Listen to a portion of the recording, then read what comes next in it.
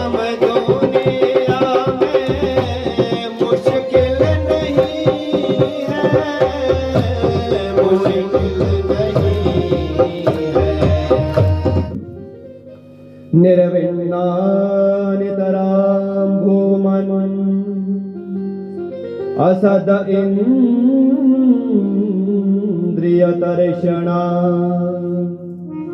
येन संभाव्यमानेन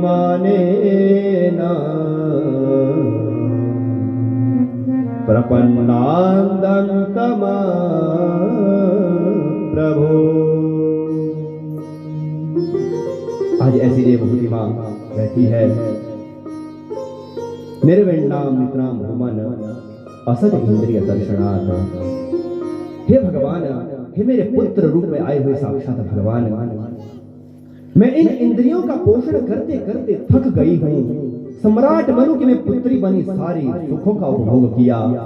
ऐसे मेरे दामाद है भृगु वशिष्ठ जैसे, ऐसे कर्दम जैसे मेरे पति है, कामक विमान घर में है।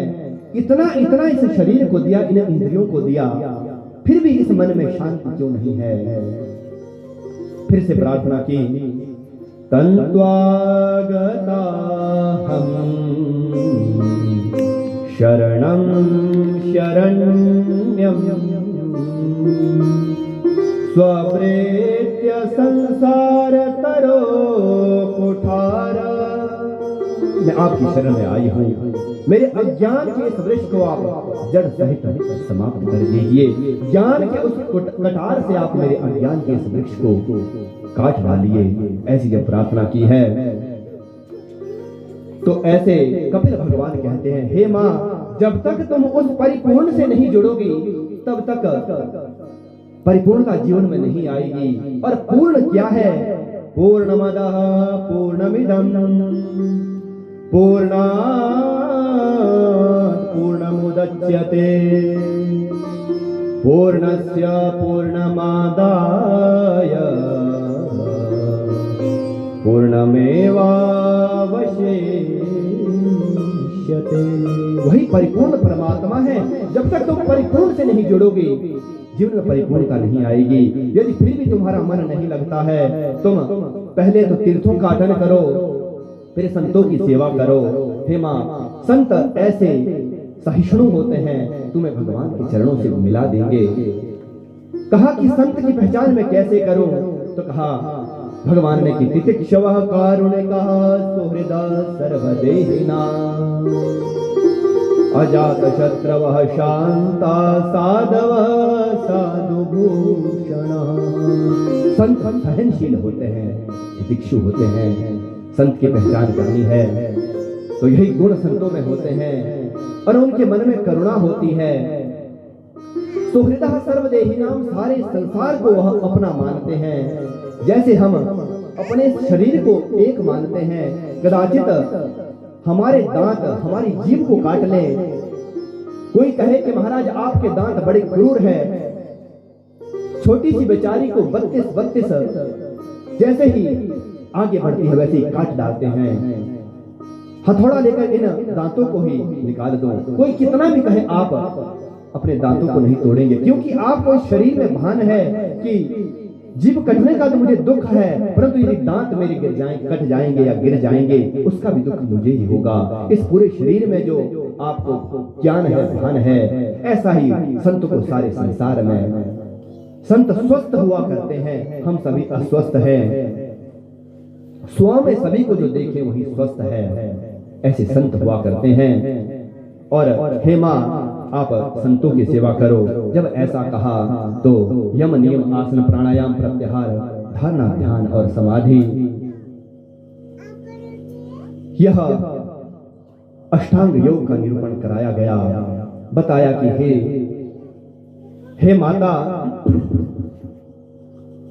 जैसा संत इस संसार को पालते हैं वैसे ही आप भी अपने मन में सारे संसार में भगवान का ही वहू है, शरीर है, ऐसी भावना रखें।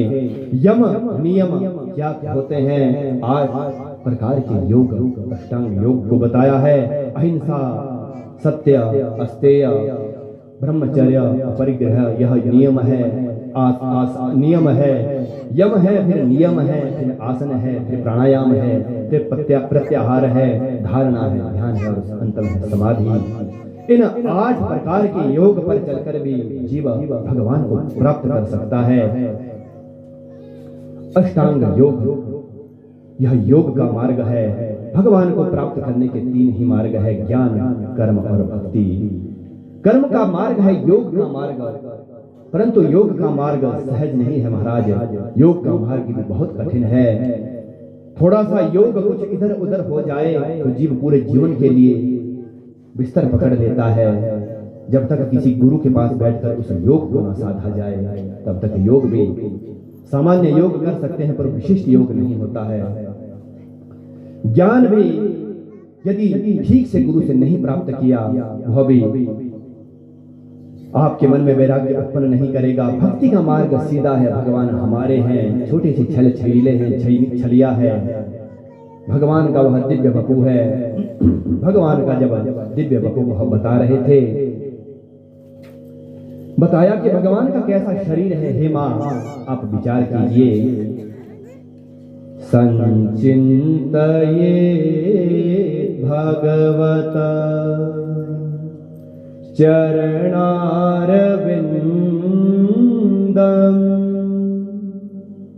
वज्रांकुश ध्वज सरो रोहणांचलाढ्यम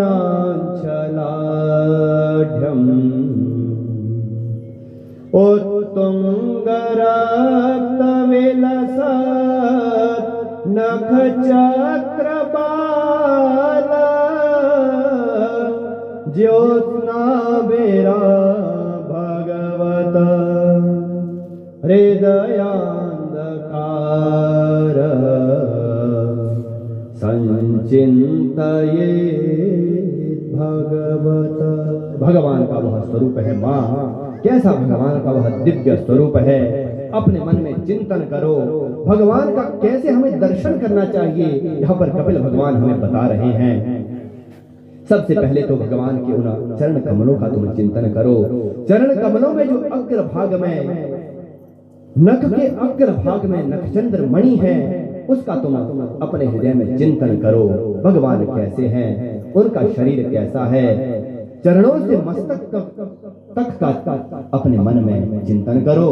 भगवान का वह दिव्य वपु है, शरीर है, और नख के आगे जो मणि लगी हुई है उससे उस जीव के सारे अंधकार नष्ट हो जाते हैं। भगवान के जो तलवे हैं, लाल लाल भगवान के तलवे हैं, जिसमें वज्र बना हुआ है, अंकुश बना हुआ है, कमल बना हुआ है। इस तरह से मंगल चिन्ह भगवान के उस तलवे में है। उत्तुंग रक्त विलसद, अर्थात भगवान का जो वह नख है थोड़ा उभरा हुआ है, तलवे में थोड़े उभरे हुए हैं, रक्त और पीत उससे आभा शोभा प्रकट हो रही है। उस चंद्रिका का तुम ध्यान करो। महादेव ने भी उसी चरण को अपने सिर पर धारण किया था, अर्थात उस चरण से निकली हुई गंगा को महादेव ने अपने सिर पर धारण किया है। तो आप विचार कीजिए, जब महादेव भगवान के चरणों की उस गंगा को अपने सिर पर धारण करते हैं, कितने दिव्य उनके चरण होंगे। ऐसे उनका ध्यान करो। भगवान का जो वह वज्र है आपके हृदय का कलमश दूर कर देगा। भक्तों के जो मन में पाप है उसे वह हटा देगा। भगवान के चरण कमलों से थोड़ा ऊपर आओ। भगवान की पिंडलियां कितनी सुंदर है, भगवान की जांघें कितनी सुंदर है। जहां पर मां लक्ष्मी बैठी हुई है उन जांघों को दबा रही है। नीलवल्लभ भगवान गरुड़ पर बैठे हुए हैं और कभी वह शेषशैया पर विराजमान रहते हैं। एड़ी भगवान की पीतांबर से युक्त है, ऐसी भगवान की एड़ी है। स्वर्ण के समान पीत ऐसी भगवान की एड़ी है। उनके उदर, उनकी नाभि, उनका चिंतन करो। ऐसी कौस्तुभ मणि भगवान के हृदय पर विराजमान है। वक्ष स्थल पर लक्ष्मी जी का एक चिन्ह है। समस्त जनों को जो आश्रय देने वाला है ऐसा वह चिन्ह भगवान के वक्ष स्थल पर है। एक मणि वहां पर विराजमान है। भगवान के गले में वैसी ही मणि है। साकार रूप में भगवान का वह मुखार बिंद है और मछलियों के समान बड़ी बड़ी भगवान की वह दिव्य आंखें हैं, दिव्य नयन है। कामदेव को भी जो मोहित कर दे ऐसा भगवान का वह चेहरा है। और भगवान प्रेम में जब अश्रुपात करते हैं तो वह उस जीव का सारा अंधकार धो देता है, क्योंकि जीव के हृदय में जो अंधकार है भगवान उस जीव के प्रेम से बंधे रहते हैं। जब भगवान थोड़ा सा मुस्कुराते हैं उनकी दंतावलियां चमक पड़ती है और ऐसी उन दंतावलियों की चमक को जीव देखता है। भगवान के लाल लाल मधुर ओष्ठ हैं, उस ओष्ठ पर पड़ा हुआ प्रकाश जैसे ही उस दंतावली पर पड़ता है वह अनार के समान भगवान की दिव्य दंतावलियां चमक पड़ती है। ऐसी दिव्य वह दंतावलियां भगवान की हुआ करती है। भगवान का वही स्वरूप है। आइए हम भी भगवान के उसी स्वरूप को ध्यान करते हुए अपने मन में वही भावना करते हैं कैसा भगवान का वह स्वरूप है, वपु है। सभी उसी भगवान का, उसी परमात्मा का वही स्वरूप ध्यान करेंगे। जो करते रहोगे भजन धीरे धीरे तो मिल जाएगा वो सजन धीरे धीरे। जो करते रहोगे भजन धीरे धीरे, भजन धीरे धीरे तो मिल जाएगा वो सजन धीरे धीरे। जो करते रहोगे भजन धीरे धीरे, भजन धीरे धीरे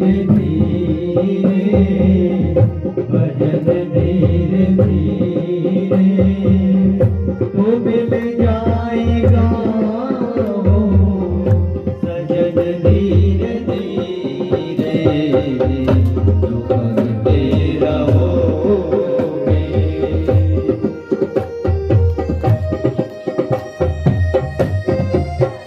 हरि बोल। अपने मन में उन्हीं परमात्मा का ध्यान करते हुए सभी तालियों का नाद करेंगे। कोई काम दुनिया में मुश्किल नहीं है, मुश्किल नहीं है। कोई काम दुनिया में मुश्किल नहीं है, मुश्किल नहीं है। कोई काम दुनिया में मुश्किल नहीं है, मुश्किल नहीं है। जो करते रहोगे यतन धीरे धीरे, जो करते रहोगे भजन धीरे धीरे, भजन धीरे धीरे जो करते रहो सजन धीरे धीरे। जो करते रहोगे। हरि बोल।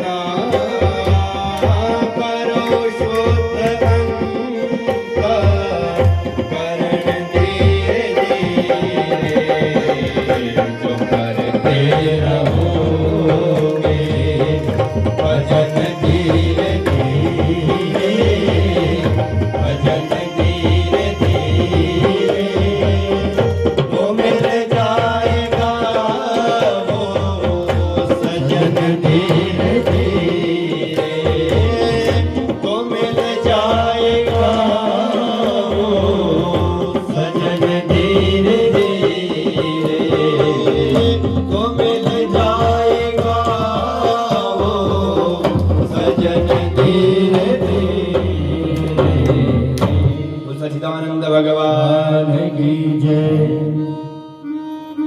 ऐसी